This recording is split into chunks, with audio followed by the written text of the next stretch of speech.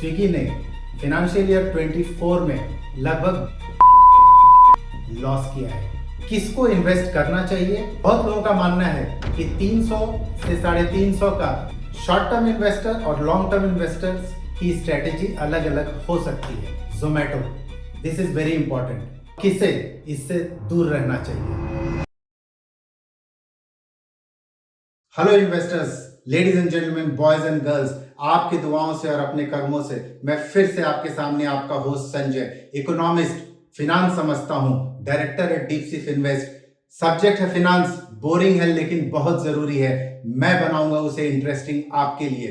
जुड़े रहिए। 5 मिनट का हमारा ये वीडियो उनके लिए है जो फिनांस नहीं समझते लेकिन इन्वेस्ट करके पैसे बनाना चाहते हैं और जल्द से जल्द फिनेंशियली इंडिपेंडेंट बनना चाहते हैं। आज हम डिस्कस करेंगे स्विगी आईपीओ की, लॉन्ग टर्म इन्वेस्टर्स को क्या करना चाहिए, शॉर्ट टर्म इन्वेस्टर्स के लिए क्या स्ट्रेटेजी सही रहेगी, और ये भी बात करेंगे कि क्यों आपको हमारा चैनल सब्सक्राइब करना चाहिए। आप हमारे चैनल को सब्सक्राइब कर सकते हैं फ्री ऑफ कॉस्ट और हमारे 50 से भी ज्यादा वीडियोस को अपने कन्वीनियंस के साथ एक जगह पे एक्सेस कर सकते हैं। Coming back to the Swiggy IPO, किसको इन्वेस्ट करना चाहिए और किसे इससे दूर रहना चाहिए?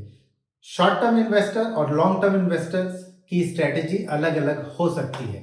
अगर आप एक लॉन्ग टर्म इन्वेस्टर हैं तो वी एक्सपेक्ट कि आपके पास एक वेल प्लान्ड स्ट्रेटेजी है और एक प्लान्ड पोर्टफोलियो है। आपका एसेट एलोकेशन यानी आपका एलोकेशन इक्विटी में, डेट में और गोल्ड में एक प्री प्लान्ड होना चाहिए।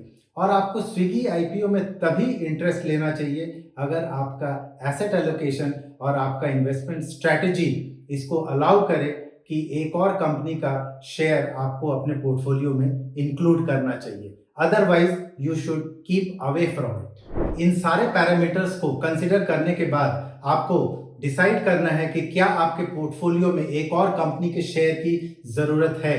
अगर ऐसा है then you should consider participating in the Swiggy IPO. लेकिन before that you have to analyse the industry and the competitors of Swiggy. Industry, Swiggy जिस इंडस्ट्री में ऑपरेट कर रहा है वो है food delivery and quick commerce. No doubt these two industries are future industries and growth is very fast, so there is no doubt that the industry is good. You can take your decision in favor.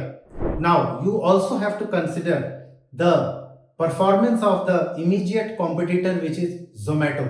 This is very important. हमने सारे important data screen पे दिया है, video को pause कीजिए और compare कीजिए। Specially इसमें ध्यान दीजिए कि Zomato has already become profitable, whereas Swiggy ने फाइनेंशियल ईयर 24 में लगभग 2000 करोड़ का लॉस किया है।